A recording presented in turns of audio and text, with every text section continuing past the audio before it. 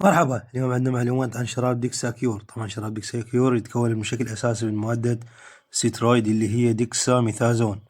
طبعا موجود أيضا على شكل أسماء ثانية مثل ديكسين أو أورازون. ديكسين، أورازون، ديكساكيور، نفس المادة ونفس العلاج يا شباب. بالنسبة لهذا العلاج يستخدم أيضا من الأطفال والكبار. الجرعة مالته راح تكون حسب الوزن. طبعا خليت لكم رابط أسفل الفيديو هو التعليق بكل المعلومات عن هذا العلاج.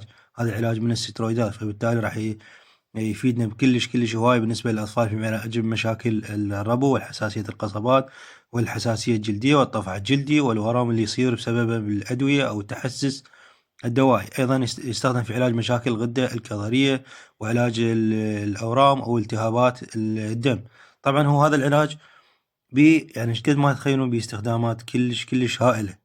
بس الاستخدام الشائع اللي موجود هسه جاي يستخدمونه في علاج مشاكل القحة أو التحسس الموسمي. استخدامه يكون محدود فقط. بالنسبة للشباب اللي جاي يستخدمونه على شكل مسمن ومشهي، هذا أكبر غلط. هسه أنتم راح تدخلون وتشوفون الشرح بالقناة أو تشوفون المعلومات الكاملة عن هذا العلاج. سويت لكم رابط مثل ما قلنا أول تعليق أو تلقونه أسفل الفيديو.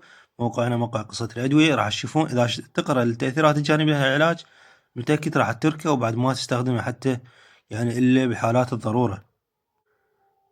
بالنسبة لاستخدام هذا العلاج أثناء الرضاعة، العلاج أثناء الرضاعة الأفضل يتجنب، لأن هذا العلاج مثل ما تعرفون مثل ما قلنا يتداخل ويا الهرمونات، فبالتالي راح يسوي مشاكل للطفل، يعني يحدد نمو الطفل أو يمنع نمو الطفل أو يأثر على الغدد الكظرية أو الغدد أو الهرمونات أو يسوي مشاكل كلش هواي. بالنسبة اللي يستخدمونه كمشهي يسوي ارتفاع بالسكر، احتباس بالسوائل، مشاكل المفاصل، مشاكل بالنسبة للبنات مشاكل بالدورة الشهرية، اضطرابات نمو الشعر بالجسم. أيضا العديد من الاستخدامات. فالأفضل ما يستخدم كمشهي أو مسمن. فيا شباب إذا تريدون تعرفون المعلومات الكاملة عن هذا العلاج تلقون الرابط أسفل الفيديو أو التعليق بكل المعلومات عن علاج ديكساكيور أو ديكساميثازون السترويد القشري. في أمان الله.